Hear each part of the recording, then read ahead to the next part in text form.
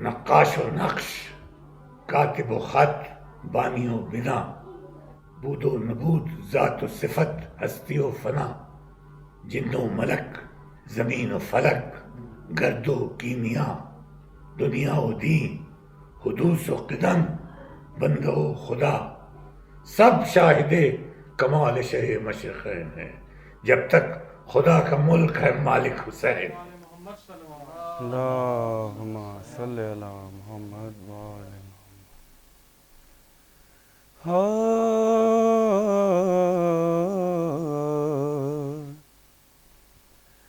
اے رونے والوں ہے یہ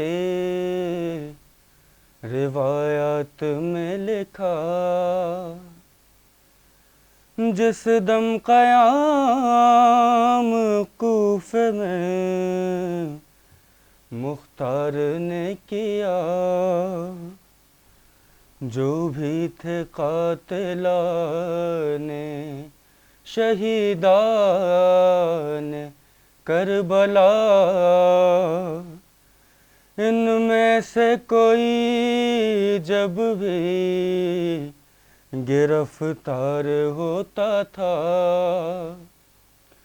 حکم امیر پر وہ ستم جب سناتا تھا، مختار سر کو پیٹ کے بس روتا جاتا تھا۔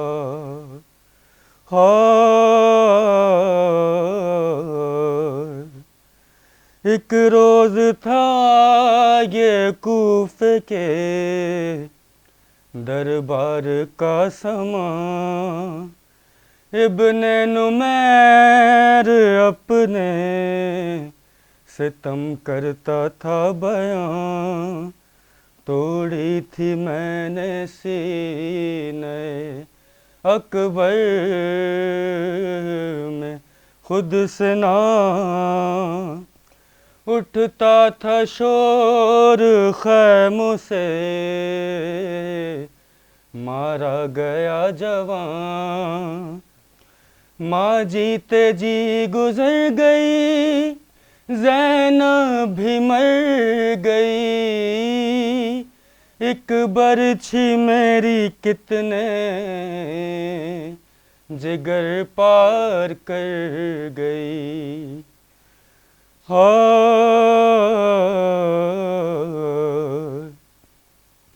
ایک روز کر کے لایا گیا حرملا سی، بولا وہ میں نے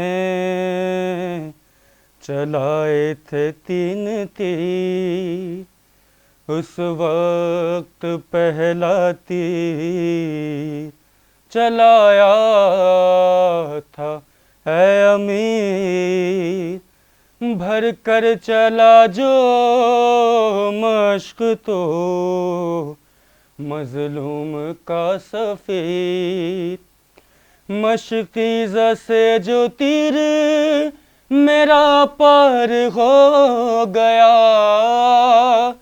ایسا لگا کہ قتل علمدار ہو گیا۔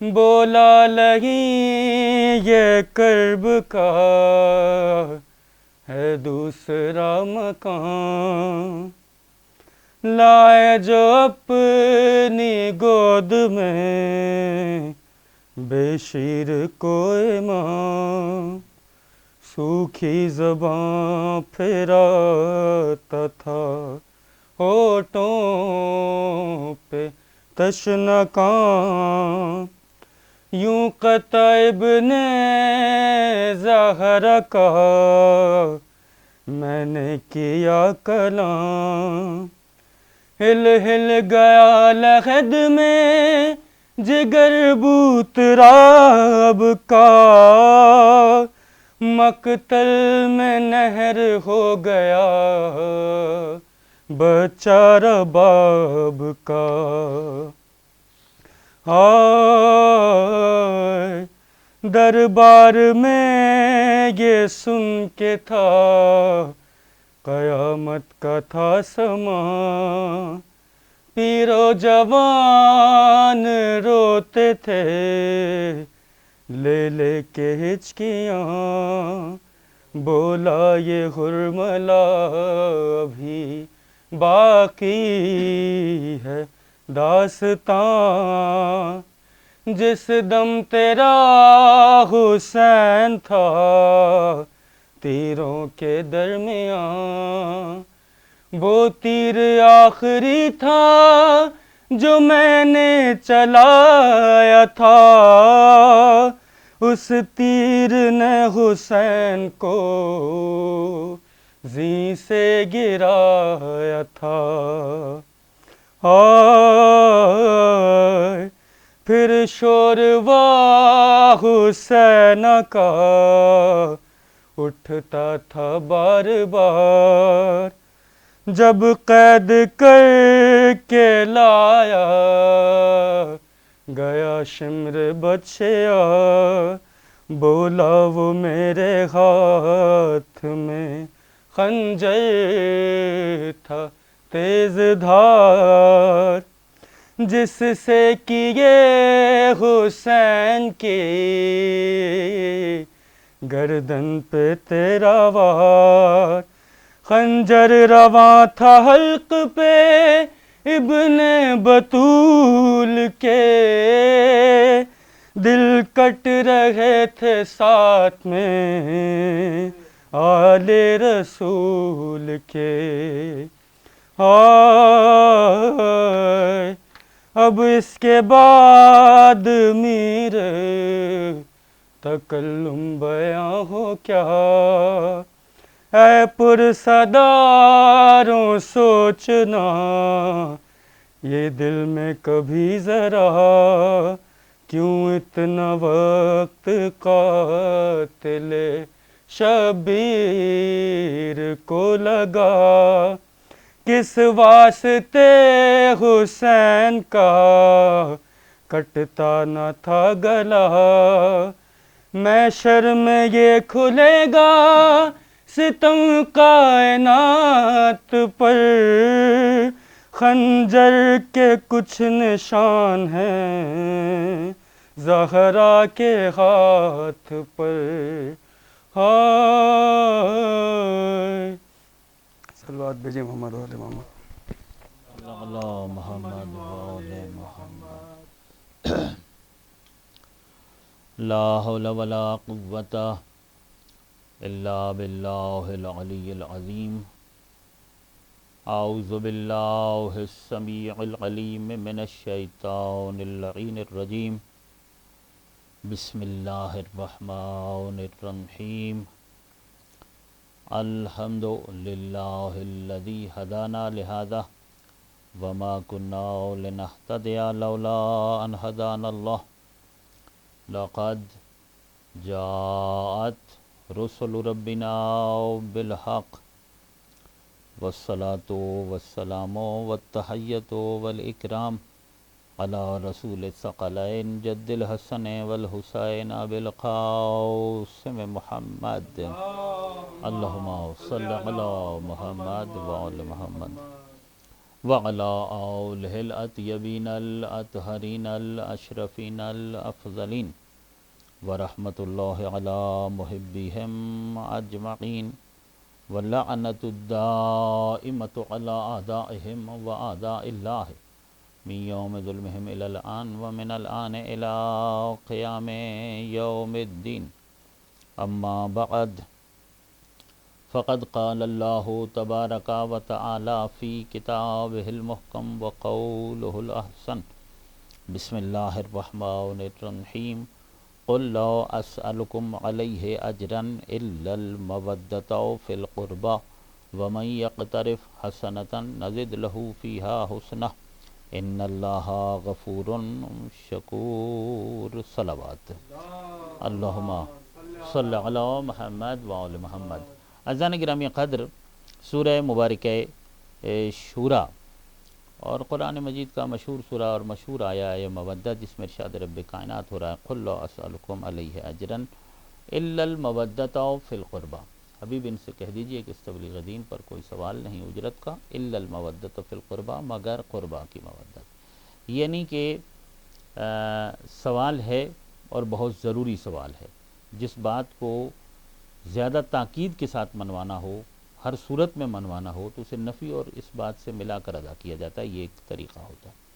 جس طرح اللہ کو اپنی توحید منوانا تھی تو تمام انبیاء نے خدا کی معبودیت کو منوانے کے لیے جو الفاظ ادا کیے وہ یہ ہیں کہ قولوا لا الہ الا اللہ، اور تمام مسلمان اللہ کی معبودیت کو یعنی جب اللہ کی معبودیت کا اقرار کرتے ہیں تو اس طرح کرتے ہیں، یعنی کلمہ یوں شروع ہوتا ہے لا الہ الا اللہ، لا الہ سے پہلے نفی ہو جاتی ہے، الا پھر استثناء کرتا ہے اور نفی کو اس بات میں بدلتا ہے، یعنی سرے سے ہی ایسا نہیں ہے کہ معبود نہیں ہے، معبود ایک ہے، لیکن جتنے ایسے معبود کے جو جھوٹے ہیں اور جو قابل پرستش نہیں ہیں ان کا انکار کرنا پہلے ضروری ہے، یعنی ایک سچے خدا کو تسلیم کرنے کے لیے ضروری ہے پہلے جھوٹے خداؤں کا انکار کیا جائے۔ لا الہ الا اللہ بالکل وہی انداز ہے کہ لا اسالکم پہلے نفی کر دی کہ کوئی سوال ہی نہیں ہے، پھر اللہ سے استثناء کیا، اور اس اللہ کے استثناء نے بتایا کہ سوال ہے اور وہ بڑا ضروری سوال ہے، اور وہ ہے آل محمد کی مودت کا سوال کہ الا المودۃ فی القربى،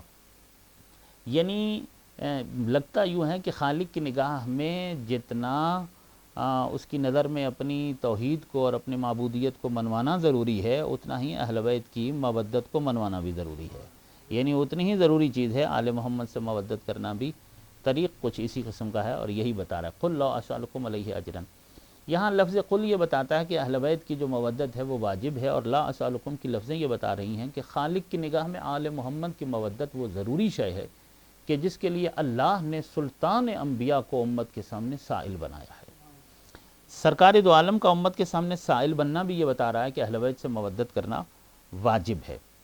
دیکھیے سائل بننا کوئی آسان کام نہیں ہے، اپنے سے برابر والے کے سامنے سائل بننا بھی مشکل ہے، چہ جائی کہ اپنے سے کمتر کے سامنے سائل بننا، اپنے سے کمتر کے سامنے سائل بننا تو بہت ہی مشکل ہے، جب عام آدمی کے لیے مشکل ہے تو سرکار دو عالم سے زیادہ تو کائنات میں کوئی عزت دار نہیں ہے، بلکہ پوری کائنات کو جو عزتیں مل رہی ہیں وہ اسی در کی خیرات ہیں۔ سرکار دو عالم وجہ تخلیق کون و مکان ہیں، وہ مزمل ہیں جنہیں خود قرآن مجید میں اللہ نے کبھی مزمل کہا، کبھی مدثر کہا، کبھی بشیر، کبھی نذیر، کبھی سراج منیر، کبھی طٰہٰ، کبھی یاسین، کبھی رحمت للعالمین کہا، جو نبی الانبیاء ہیں، امام الانبیاء ہیں، سید الانبیاء ہیں، سلطان انبیاء ہیں، سرور کونین ہیں، وجہ تخلیق و کون و مکان ہیں، باعث تخلیق ارض و سما ہے، مصداق لولاک لما خلقت الافلاک ہیں، کہ اے مصطفیٰ اگر آپ نہ ہوتے تو افلاک ہی پیدا نہ کرتا، نہ بر و بحر ہوتے، نہ خشک و تر ہوتے، نہ حجر و شجر ہوتے، نہ دریا و سمندر ہوتے، نہ خضر و سکندر ہوتے، نہ ارض و سما ہوتی، نہ ہوا و فضا ہوتی، نہ دشت و صحرا ہوتے، نہ بہتے ہوئے دریا ہوتے، نہ دریاؤں میں موجوں کی روانی ہوتی، نہ بادلوں سے برستا ہوا پانی ہوتا، نہ دن کا اجالا ہوتا، نہ رات کا تاریک پردہ ہوتا، نہ شام و سحر ہوتے، نہ لیل و نہار ہوتے، نہ شب و روز ہوتے، نہ چاند میں چاندنی ہوتی، نہ سورج میں روشنی ہوتی، نہ بدلتے ہوئے موسم ہوتے، نہ محلات ہوتے، نہ باغات ہوتے، نہ آسائشات ہوتی، نہ جمادات ہوتے، نہ نباتات ہوتے، نہ حیوانات ہوتے، نہ حشرات ہوتے، نہ موجودات ہوتی، نہ مخلوقات ہوتی، اور نہ ہی کائنات ہوتی، کچھ بھی نہ ہوتا۔ صلوات اللہم صلی علی محمد و آل محمد، کہ جو کچھ بھی خلق ہوا سرکار دو عالم کی وجہ سے خلق ہوا، اور عالم اسلام کے تمام مسلمانوں کا متفقہ عقیدہ بھی ہے کہ پوری کائنات میں سب سے افضل ترین ذات اللہ کی ہے، اور اللہ کے بعد افضل ترین ذات سرکار دو عالم کی ہے، سرکار دو جہاں کی ہے، سرکار رسالت مآب کی ذات۔ تو جب سب سے بلند و بالا اور اشرف و اعلیٰ اور اولیٰ و اعلیٰ ذات جو ہے، عرفہ ذات جو ہے، وہ سرکار دو عالم کی ہے، اور خالق نے سرکار دو عالم جیسی ذات اطہر کو، ذات اشرف کو، ذات عرفہ کو، ذات اعلیٰ کو، ذات بالا کو امت کے سامنے آل محمد کی مودت کے لیے سائل بنایا، تو اب بھی مسلمانوں کو سمجھ میں نہ آیا کہ اللہ کی نظر میں اہل بیت کی مودت کتنی ضروری چیز ہے، کہ اللہ وہ خالق لم یزل ولا یزال سلطان انبیاء کو امت کے سامنے سائل بنا رہا ہے اہل بیت کی مودت کے لیے۔ سائل بن جانا یہ بتاتا ہے کہ اہل بیت سے مودت کرنا واجب ہے، پیغمبر کا سائل بننا، اس کو یوں سمجھ لیتے ہیں نا ہم کہ سائل کا سوال پورا کرنا چاہیے یا نہیں کرنا چاہیے۔ قرآن مجید کہتے ہیں وَأَمَّا السَّائِلَ فَلَا تَنْهَرْ، کہ دیکھو تم کسی سائل کو جھڑک نہیں سکتے، یعنی کسی سائل سے بدسلوکی نہیں کر سکتے۔ لا تنہر نہیں ہے، اگر سائل سے بدسلوکی حرام ہے تو یعنی سائل سے حسن سلوک واجب ہے، جب عام سائل سے حسن سلوک واجب ہے تو پھر اگر سائل وہ ہو جو اسلام کا رسول ہے، جو کائنات کا رسول ہے، جو سلطان انبیاء ہے، اگر وہ سائل ہو اور سوال بھی آل محمد کی مودت کا ہو، تو مجھے یہ بتائیے کہ رسول اسلام کے ساتھ حسن سلوک کرنا واجب ہوگا یا نہیں ہوگا؟ سوال پورا کرنا واجب ہوگا یا نہیں ہوگا؟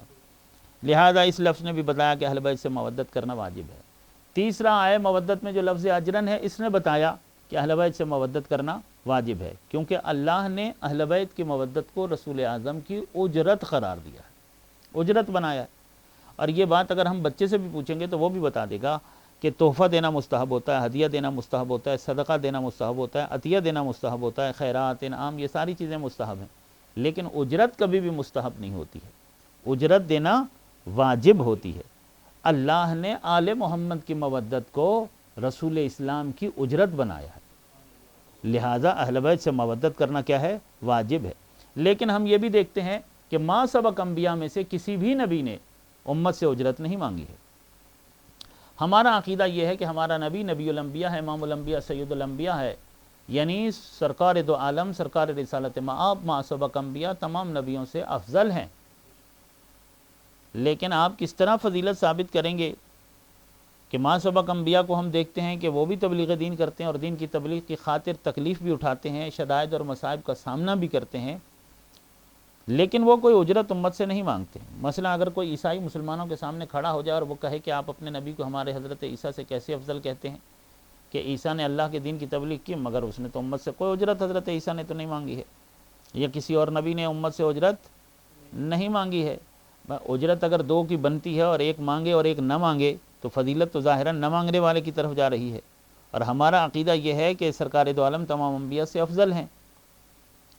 تو اس مسئلے کا کیا حل ہے؟ اصل میں اجرت ہوتی ہے برابر کی شے، کم تر چیز اجرت بن نہیں سکتی ہے۔ اگر کم تر چیز کو عوض اور اجرت کے طور پر قبول کر لیا جائے تو یہ عدالت کے بھی خلاف ہے اور نبی کے لیے شان نبوت کے بھی خلاف ہے۔ اب اگر نبی دین پر اجرت طلب کرے، امت کیا دے سکتی ہے؟ اگر زمین و آسمان اور ساری سلطنت اور ثروتیں اور اقتدار اور حکمرانی اور سارے ہی خزانے بھی نبی کے قدموں میں رکھ دیں تو یہ سب کچھ ہیچ اور پست ہیں، اور اللہ کا دین بلند و بالا ہے، کیونکہ کسی بھی امت کے پاس دین کے برابر دینے والی شے نہیں تھی، اس لیے کسی بھی نبی نے امت سے اجرت نہیں مانگی ہے۔ یہ وجہ ہے اور یہ مجبوری تھی۔ تو اب سلطان انبیاء اگر امت سے اجرت مانگ رہے ہیں تو اجرت میں ثروت تو نہیں مانگی، دولت تو نہیں مانگی، سلطنت تو نہیں مانگی، اقتدار تو نہیں مانگا، شاہی اور بادشاہی تو نہیں مانگی ہے، خزانے تو نہیں مانگے ہیں، مال تو نہیں مانگا ہے، کیا مانگا ہے؟ آل محمد کی مودت مانگی ہے۔ تو پھر تسلیم کرنا پڑے گا کہ جو وزن پورے اسلام کا ہے وہی وزن آل محمد کی مودت کا ہے۔ ایک صلوات پڑھیے محمد و آل محمد پر، اللہم صلی علی محمد و آل محمد۔ یعنی ہم وزن اسلام ہے، آل محمد کی مودت ہم وزن اسلام ہے۔ لیکن ہم اس کا دوسرا رخ بھی دیکھیں گے کہ ٹھیک ہے، حضرت آدم علیہ السلام سے لے کر حضرت عیسیٰ علیہ السلام تک انبیاء علیہ السلام میں سے، ما سبق انبیاء میں سے کسی بھی نبی نے اپنی امت سے اجرت نہیں مانگی ہے، مگر اجرت چھوڑی بھی نہیں ہے، بلکہ ہمیں انبیاء ما سبق یہ کہتے ہوئے دکھائی دیتے ہیں کہ ہمارا اجر جب آخری نبی اجرت طلب کریں گے تو اس میں ہمارا بھی اجر شامل ہوگا۔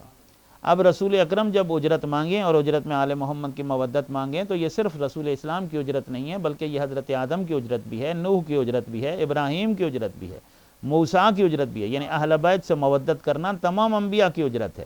اب اگر کوئی اہل بیت سے مودت نہ کرے تو وہ صرف سلطان انبیاء نہیں بلکہ 1.25 لاکھ انبیاء کی اجرت کا غاصب قرار پائے گا۔ صلوات بھیجیے محمد و آل محمد پر، اللہم صلی علی محمد و آل محمد۔ اور جب ہم یوں کہیں کہ اجرت دینی چاہیے اور اجرت دینا واجب ہوتا ہی ہے، اور اگر کسی کی اجرت بنتی اور نہ دی جائے تو اجرت نہ دینے والا اجرت کا غاصب ہو جاتا ہے۔ اور غاصب کے بارے میں اگر اہل اسلام سے پوچھا جائے تو ہر مسلمان بچہ بھی بتائے گا کہ غاصب جب تک حق واپس نہ کرے اور بندے کو راضی نہ کرے اس کے معاملے میں خدا کے ہاں توبہ قابل قبول نہیں ہے، یعنی اس کے لیے دوزخ ہے۔ تو جب کسی عام انسان کے حق یا اجرت کو غصب کرنے والے کے لیے دوزخ ہے تو پھر اگر کوئی رسول اسلام کی اجرت کا غاصب ہو جائے اس کا اسلام کیسے قبول ہو سکتا ہے؟ ہم کہتے ہیں کہ نمازی کے لیے لباس مباح ہونا چاہیے، یعنی غصبی لباس میں نماز باطل ہوتی ہے۔ یعنی اگر کسی ٹیلر ماسٹر سے، کسی درزی سے کپڑے سلوائے جائیں اور اس کی اجرت نہ دی جائے تو شریعت یہ کہتی ہے، تمام فقہیں یہ کہتی ہیں، سارے مسلمان علماء یہ کہتے ہیں کہ اس لباس میں نماز نہیں ہو سکتی، کیونکہ لباس مباح نہیں ہے۔ مباح کیوں نہیں ہے؟ کیونکہ درزی کی اجرت نہیں دی ہے۔ تو اگر درزی کی اجرت نہ دیں تو اس لباس میں نماز مباح نہیں ہوتی، تو پھر اگر کوئی رسول کی اجرت نہ دے تو اسلام میں تصرف کیسے مباح ہوگا؟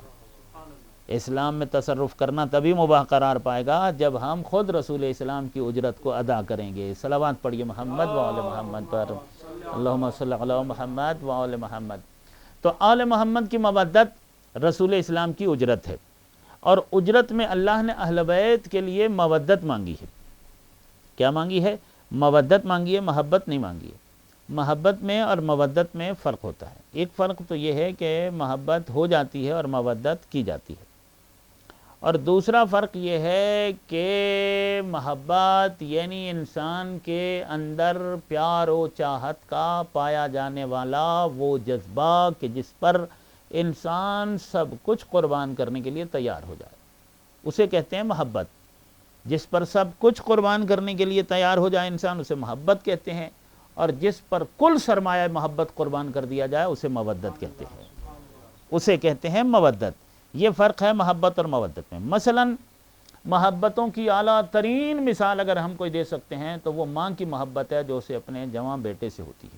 ایک ماں کو جو اپنی اولاد سے محبت ہوتی ہے، اپنے بیٹے سے محبت ہوتی ہے، دنیا میں اور کوئی ایسی محبت کی مثال پیش نہیں کر سکتا ہے۔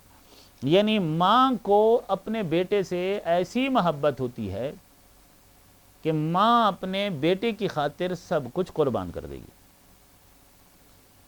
بلکہ اپنے بیٹے کی خاطر، اپنی اولاد کی خاطر ماں ہر طرح کی تکلیف سہ لے گی، ہر طرح کی زحمت اٹھا لے گی، یعنی مالی جانی ہر طرح کی قربانی دینے کے لیے تیار رہے گی، کیونکہ بیٹے کی محبت اسے مجبور کرتی ہے کہ وہ بیٹے پر اپنا سب کچھ قربان کر دے۔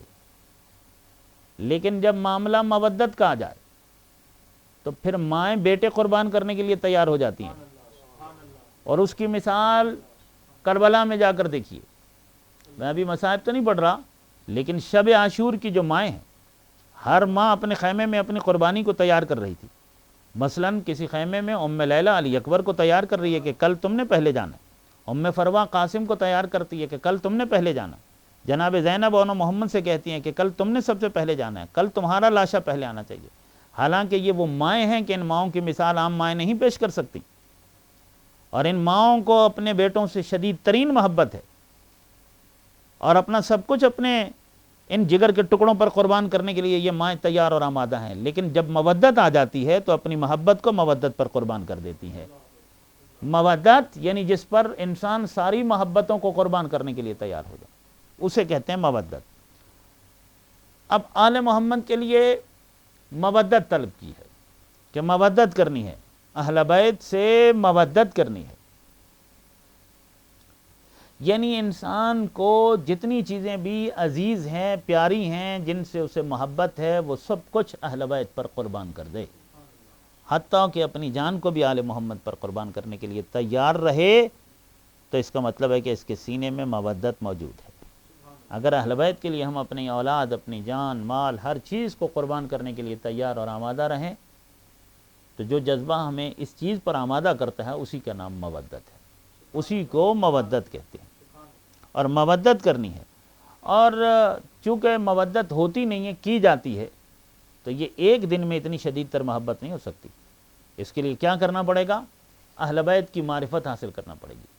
جتنی اہل بیت کے بارے میں، محمد و آل محمد علیہ السلام کے بارے میں جتنی ہماری معرفت بڑھے گی، جتنے ان کے فضائل اور کمالات سے ہماری آگاہی بڑھے گی، اتنا ہی ہمارے دل کے اندر ان کے لیے محبت و مودت میں اضافہ ہوگا۔ یہ جو مجالس ہیں اور مجالس میں جو فضائل پڑھے جاتے ہیں، ان کا بھی ایک فلسفہ یہ ہے، کیونکہ اہل بیت سے مودت کرنا ہر انسان کے لیے لازم و واجب ہے، اور اللہ کی یہ منشا ہے کہ صبح قیامت تک آنے والا ہر انسان اہل بیت کو ٹوٹ کر چاہے۔ تو یہ مجالس جو مجلسیں سنتے ہیں، ان کے دلوں میں اہل بیت کی مودت کو اتارنے اور بھرنے کے لیے ہوتی ہیں۔ اسی لیے فضائل اہل بیت کو کثرت کے ساتھ پڑھا جاتا ہے، اور جب آل محمد کے فضائل کثرت سے پڑھے جائیں اور یہ فضائل کا بیان ایک کام کر دے کہ لوگوں کے دلوں میں اہل بیت کی مودت پیدا ہو جائے، تو باقی سارے کام خود ہی ہو جاتے ہیں۔ اس لیے کہ یہ مودت انسان کو نمازی بھی بنا دیتی ہے، پرہیزگار بھی بنا دیتی ہے، اللہ کا مطیع و فرما بردار بھی بنا دیتی ہے، نیک اور صالح بھی بنا دیتی ہے۔ یعنی مودت ایک وہ نیکی ہے کہ یہ دل میں اتر جائے تو بندہ خود بخود ہی نیک ہو جاتا ہے۔ ایک صلوات پڑھیے محمد وآل محمد پر۔ بلکہ مودت اہل بیت کا فلسفہ بھی یہی ہے کہ دل میں آل محمد کی مودت رہے گی تو ہمارے یعنی اس مودت کی وجہ سے ہمارے افکار پر اور ہمارے کردار پر جو حکمرانی ہے وہ آل محمد کی رہے گی، ہم ان کی اطاعت کریں گے، اس مودت کی وجہ سے اطاعت کریں گے۔ اور جب مودت کی وجہ سے اہل بیت کی اطاعت کریں گے تو یہی خدا بھی چاہتا ہے کہ بندہ آل محمد کا مطیع ہو اور اہل بیت کی اطاعت کرے۔ جب اہل بیت کی اطاعت کریں گے تو صراط مستقیم پر ہی رہیں گے، یعنی ساری ہدایتیں ہمیں حاصل ہو جائیں گی جو پروردگار عالم نے ہادیان ناطق اور ہادیان صامت یعنی نبیوں، رسولوں، صحیفوں اور آسمانی کتابوں کے ذریعے سے اللہ نے جو ہدایتیں بھیجی ہیں انسان کے لیے، وہ ساری ہدایتیں محفوظ کرتی ہے آل محمد کی مودت۔ جب انسان کے دل کے اندر اہل بیت کی مودت ہوتی ہے تو وہ انبیاء کے پیغام پر رہتا ہے، انبیاء کے راستے پر رہتا ہے، الہی اور آسمانی راستے پر رہتا ہے، قرآن کے راستے پر رہتا ہے اور پیغمبر کے فرمان کے راستے پر رہتا ہے۔ یہ کام حاصل ہو جاتا ہے، یعنی یہ مقصد پورا ہو جاتا ہے جب سینے کے اندر آل محمد کی مودت اتر جاتی ہے، اہل بیت کی مودت کو۔ یہ فلسفہ اگرچہ مودت اہل بیت، کیونکہ ابھی اس وقت ہم ایک مختصر مجلس ریکارڈ کروا رہے ہیں تو میں بہت تیزی کے ساتھ اور مختصر انداز میں بہت ساری چیزوں کو بیان کر رہا ہوں، ورنہ آئے مودت پر ہم عشرے پڑھتے ہیں اور کئی جگہوں پر ہم آئے مودت پر عشرے 30 مجالس بھی پڑھ چکے ہیں، 3 عشرے آئے مودت پر صرف اسی ایک ہی آیت پر ہو چکے ہیں۔ لیکن یہ تو ایک مختصر، تو میں خلاصہ آپ کی خدمت میں پیش کروں، یعنی مودت کا فلسفہ خود آیت میں آگے من یقترف حسنۃ نزد لہ فیہا حسنا۔ یہ کیا ہے؟ یہ فلسفہ مودت ہے کہ جو اس نیکی کو چن لے، کون سی نیکی؟ آل محمد کی مودت کی نیکی، نزد لہ فیہا، تو اس کے لیے خوبی میں اضافہ کر دیتے ہیں۔ کون کرتا ہے؟ اللہ کرتا ہے۔ کیسے کرتا ہے؟ اس طرح کرتا ہے کہ مودت وہ نیکی ہے کہ جس دل کے اندر یہ نیکی اتر جاتی ہے دل ہی نیک ہو جاتا ہے، وہاں نیکیاں ہی ڈیرا لگا لیتی ہیں۔ دل ہی جب پاک ہو جاتا ہے تو دل شیطان کے راستے پر نہیں جاتا، دل علی کے راستے پہ جاتا ہے۔ صلوات پڑھیے محمد وآل محمد پر۔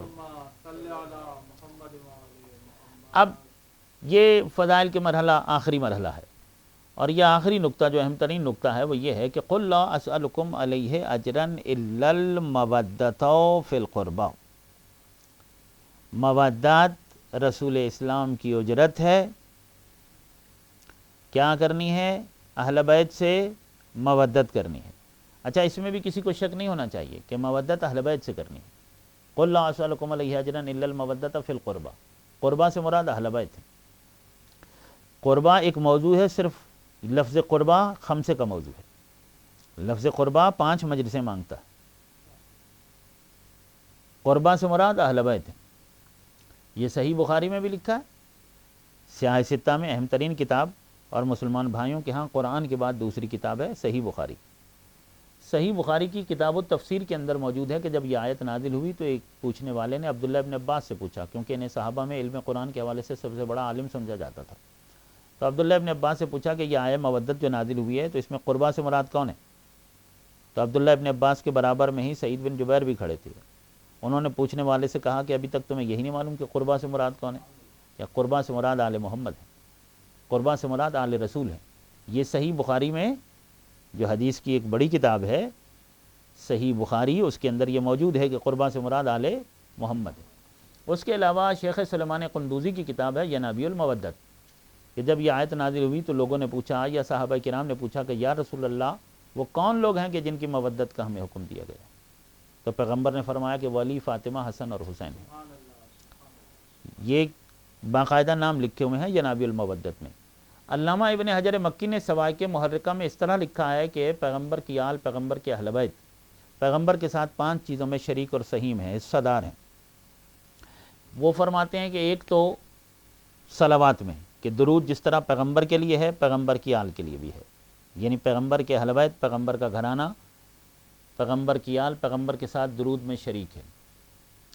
دوسرا سلام میں، یعنی جس طرح پیغمبر کے لیے سلام ہے اہل بیت پیغمبر کے لیے بھی سلام ہے۔ یعنی علامہ ابن حجر مکی یہ بتا رہے ہیں کہ یہ رضی اللہ نہیں ہے، یہ علیہ السلام ہے۔ سوائق محرقہ میں وہ یہ کہہ رہے ہیں کہ یہ رضی اللہ نہیں ہے، یہ علیہ السلام ہے، ان کے لیے سلام ہے۔ تیسری چیز وہ کہتے ہیں طہارت، جس میں پیغمبر کی آل پیغمبر کے ساتھ شریک ہے، مساوی برابر ہے، یعنی جس طرح پیغمبر معصوم ہے ان کی آل بھی معصوم ہے۔ اور چوتھی چیز صدقہ کی تحریم کی، جس طرح پیغمبر کے لیے صدقہ حرام، ان کی آل کے لیے بھی صدقہ حرام ہے۔ اور پانچویں چیز حب ہے، وہ کہتے ہیں کہ جس طرح رسول اللہ سے امتی کے لیے ضروری ہے کہ وہ ان سے محبت کرے، ان کی آل کے ساتھ بھی محبت کرنا ضروری اور واجب ہے۔ علامہ ابن حجر مکی اپنی کتاب سوائق محرقہ میں لکھتے ہیں کہ پیغمبر کی آل کے ساتھ، پیغمبر کے اہل بیت کے ساتھ محبت کرنا ضروری ہے۔ کیوں ضروری ہے؟ پھر وہ اپنی کتاب میں یہ آیت پیش کرتے ہیں، کہتے ہیں اس لیے ضروری ہے کہ قرآن کہتا ہے قُلْ لَا أَسْأَلُكُمْ عَلَيْهِ أَجْرًا إِلَّا الْمَوَدَّةَ فِي الْقُرْبَى۔ تو اس آیت میں قربا سے مراد علامہ ابن حجر مکی بھی اہل بیت کو لے رہے ہیں کہ آل محمد ہے، اور یہ بات اظہر ہے، اشہر ہے، واضح ہے، اوضح ہے، یعنی اس میں کوئی زیادہ دقت کی ضرورت نہیں ہے۔ یہ مسلمانوں کے ہاں یہ مسئلہ واضح ہے، روشن ہے، تقریباً 95% مسلمانوں کا یہی عقیدہ ہے کہ قربا سے مراد اہل بیت ہیں۔ 5% لوگ چونکہ ان کے ہاں اشتباہ پایا جاتا ہے تو اس لیے ہمیں کتابوں کے حوالے دینا پڑتے ہیں ان 5% افراد کے لیے، کہ تاکہ ان کا شبہ دور ہو جائے، ان کا شک دور ہو جائے کہ قربا سے مراد اور کوئی نہیں ہے، قربا سے مراد اہل بیت ہیں۔ اہل بیت سے مودت کرنی ہے، اور یہ مودت رسول اسلام کی اجرت ہے۔ اب مودت کرنی ہے الا المودۃ فی القربى، یہاں فی لگائی ہے تو فی والی مودت کرنی ہے۔ الا المودۃ بالقربى بھی تو اللہ کہہ سکتا تھا، یا للقربى یا من القربى، من القربى للقربى، بالقربى نہیں کہا، کیا کہا؟ الا المودۃ فی القربى۔ اب جو ترجمہ ہے نا وہ فی والا ظاہراً ترجمہ نہیں ہوتا، اللہ نے تو فی القربى کہا، جب فی القربى کہا ہے تو مودت فی والی کرنی ہے، بالقربى نہیں کہا۔ فی ہوتا ہے ظرفیت کے لیے، فی کا ترجمہ ہے میں۔ فی کو سمجھانے کے لیے عربی کی جو گرامر کی کتابیں ہیں، علم نحو، اس میں فی کو سمجھانے کے لیے جو سب سے بڑی مثال طالب علموں کو دی جاتی ہے وہ ہے السمک فی الماء، مچھلی پانی میں۔ کیوں کہتے ہیں السمک فی الماء؟ السمک بالماء کیوں نہیں کہتے؟ السمک بالماء اس لیے نہیں کہتے کیونکہ مچھلی کنارے پر بیٹھ کر سیراب نہیں ہوتی ہے، کیونکہ مچھلی حوض یا دریا یا سمندر کے کنارے پر بیٹھ کر سیراب نہیں ہوتی، مچھلی پانی میں ڈوب کر رہتی ہے، مچھلی پانی میں رہتی ہے اور پانی میں ڈوب کر رہتی ہے، اس لیے فی لگانا پڑ رہا۔ السمک فی الماء، کیونکہ مچھلی پانی میں ڈوب کر رہتی ہے۔ الا المودۃ فی القربى، آل محمد سے اتنی مودت کرنی ہے کہ ان میں ڈوب جانا ہے۔ صلوات اللہم صلی علی محمد وآل محمد، اتنی مودت کرنی ہے کہ ان میں ڈوب جانا ہے، انہی کا ہو جانا ہے، انہی میں کھو جانا ہے، انہی کے لیے جینا ہے۔ ہم نے مچھلی میں ایک اور چیز بھی دیکھی ہے کہ مچھلی جب تک پانی میں رہی زندہ رہی، ہاں جیسے ہی پانی سے باہر آئی تو مر گئی، پانی سے رشتہ ٹوٹتے ہی مچھلی دم توڑ گئی اور مر گئی اور ہمیں یہ بتا گئی کہ آل محمد میں ڈوب جانا ہے، انہیں چاہنا ہے، ان میں کھو جانا ہے، انہی کا ہو جانا ہے اور انہی کے لیے جینا ہے۔ اگر کوئی اہل بیت سے الگ کرے تو بس مر جانا ہے۔ جس طرح مچھلی پانی کے بغیر مر جاتی ہے، اگر کوئی محب اہل بیت کو، عاشق آل محمد کو، عزادار حسین ابن علی کو، اگر آل محمد کے چاہنے والوں کو کوئی اہل بیت سے الگ کرے تو ہم اہل بیت سے الگ ہو کر جی نہیں سکتے، زندہ نہیں رہ سکتے ہیں۔ ہماری زندگی کے لیے آل محمد کا ہونا ضروری ہے، ان کی محبت و مودت کے بغیر ہم زندہ نہیں رہ سکتے ہیں۔ ہم زندگی چھوڑ سکتے ہیں، اہل بیت نہیں چھوڑ سکتے ہیں۔ یہ تقاضا ہے قرآن کا کہ اس طرح اہل بیت سے مودت کرنی ہے۔ عزاداران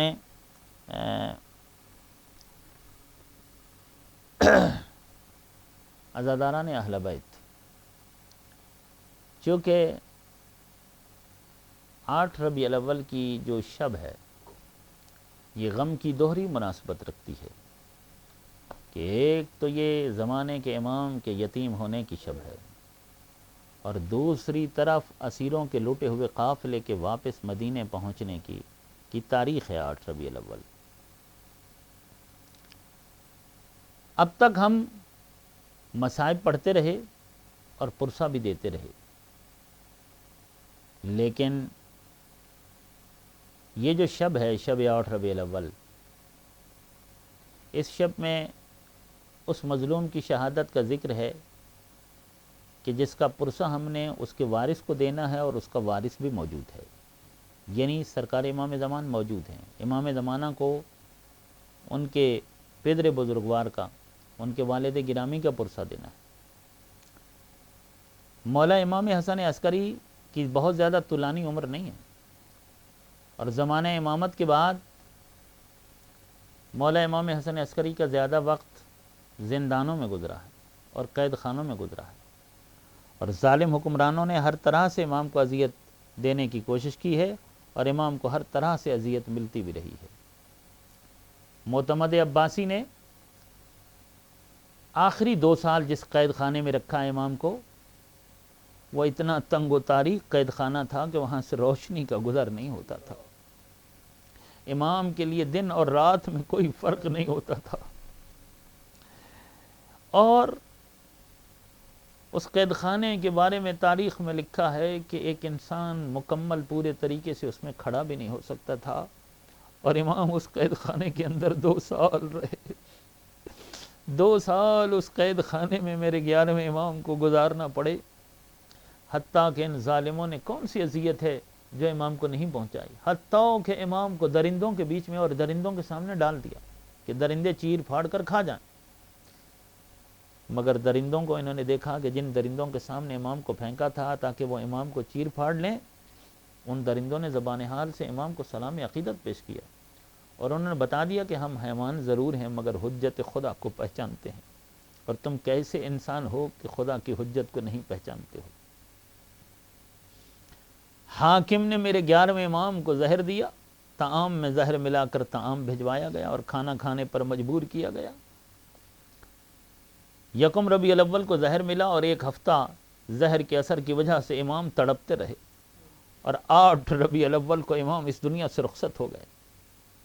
میں کہوں گا میرے زمانے کے امام، آپ اعجاز امامت سے ہی حاضر ہوئے، مگر حاضر تو ہوئے۔ آپ نے اپنے والد کو غسل بھی دیا اور کفن بھی پہنایا، اور ہر باپ کی یہ خواہش ہوتی ہے کہ جب میں دنیا سے جاؤں تو میرا بیٹا مجھے غسل دے، مجھے کفن پہنائے، میرا جنازہ شان سے اٹھے۔ میں کہوں گا میرے زمانے کے امام، آپ کے مظلوم دادا حسین ابن علی کی بھی تو یہی خواہش ہوگی، وہ بھی تو یہی چاہتے ہوں گے کہ مجھے غسل و کفن دیا جائے۔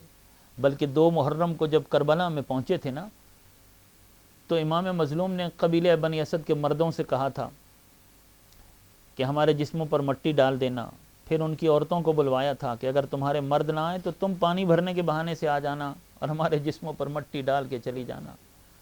پھر ان کے بچوں کو بلوایا تھا اور ان کے بچوں سے بھی کہا تھا کہ اے بچوں، میں بھی تمہاری طرح کے چھوٹے چھوٹے بچے رکھتا ہوں، اگر تمہارے ماں باپ نہ آئیں ان کے خوف کی وجہ سے تو تم آ جانا۔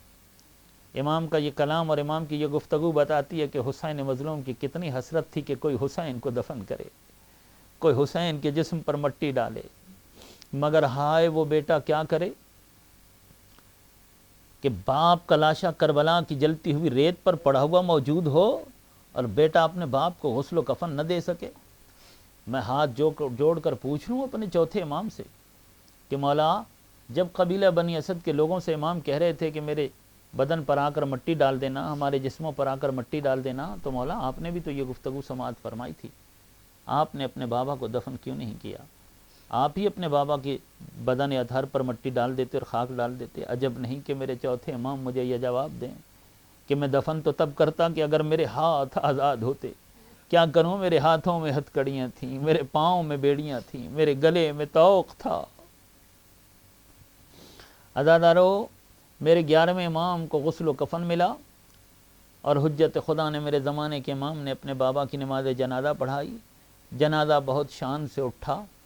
میں تو کہتا ہوں کہ ایک مرتبہ مولا امام حسن عسکری کی روح تڑپی ہوگی اور رخ کیا ہوگا کربلا کی طرف اور کہا ہوگا، اے میرے مظلوم دادا، اے میرے غریب دادا، آج مجھے غسل و کفن بھی مل گیا، میرا جنازہ بھی اٹھ گیا، مگر ہائے آپ کو کوئی غسل و کفن دینے والا نہ تھا، آپ کا تابوت نہ اٹھا۔ یہی وہ دردوں کی داستان ہے، یہی غموں اور دکھوں کی وہ داستان ہے جسے لے کر زینب اور سجاد 8 ربیع الاول کو مدینے میں وارد ہوئے، اور روضہ رسول پر یہی مرثیہ اور یہی مصائب سنائے۔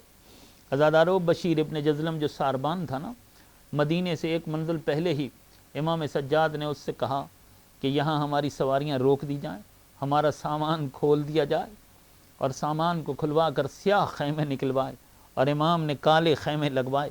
ان خیموں کے اندر امام، ایک خیمے میں خود امام تشریف فرما ہوئے اور دوسری طرف بطول زادیاں، اور بشیر سے کہا کہ بشیر تمہارے والد اشعار کہتے تھے، شاعر تھے، تم بھی کچھ شعر کہہ سکتے ہو؟ کہتا ہے کچھ کہہ لیتا ہوں۔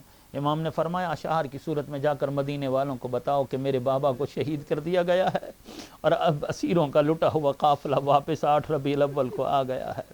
عزادارو، بشیر جب جانے لگے تو امام سجاد نے کہا کہ جب مدینے میں جاؤ نا تو ہر محلے میں جا کر ایک بار کہنا کہ قتل الحسین بکربلا، ذبح الحسین بکربلا، ایک بار کہنا کہ کربلا میں حسین کو قتل کر دیا گیا، کربلا میں حسین کو ذبح کر دیا گیا۔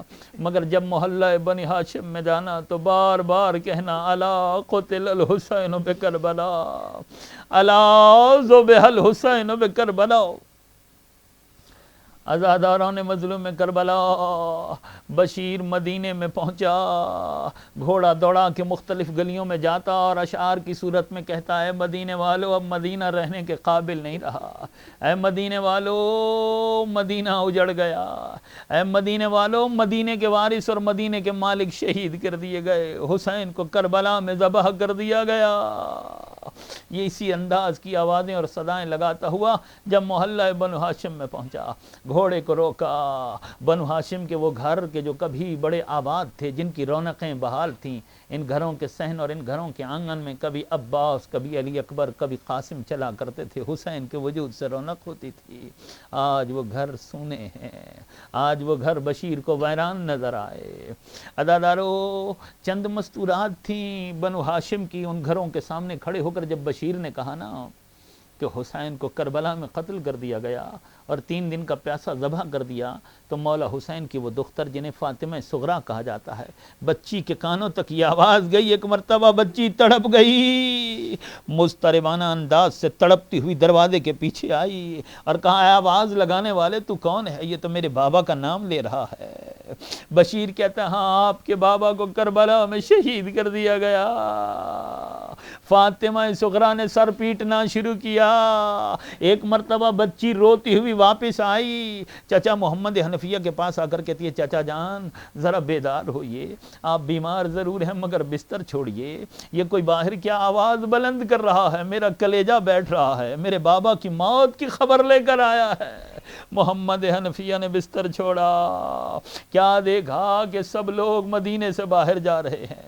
بشیر سے پوچھا کہ کیا ہوا؟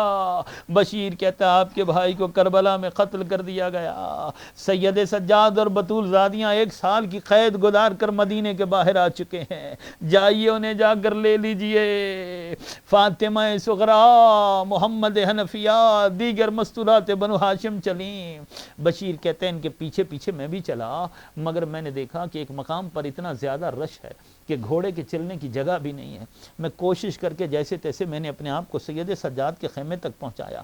کہتا ہے میں نے دیکھا کہ امام سجاد اپنے خیمے میں بیٹھے ہوئے تھے، امام کی آنکھوں سے آنسوؤں کا سیلاب جاری تھا اور ایک خاص رومال کے ساتھ اپنے آنکھ کے آنسوؤں کو صاف کر رہے تھے۔ ایسے میں لوگ پہنچ گئے اور آنکھ کے آنسوؤں کو صاف کرتے ہوئے امام اپنے خیمے سے باہر آئے۔ جب باہر آئے، جیسے ہی جناب محمد حنفیہ پہ نگاہ پڑی تو ایک مرتبہ باہوں کو کھول دیا اور کہا چچا جان ابھی تک کسی نے بابا کا پرسہ نہیں دیا ہے۔ محمد حنفیہ آگے بڑھے، جیسے ہی سید سجاد کو گلے لگایا اور پوچھا کہ میرے بھائی حسین کو کہاں چھوڑا ہے۔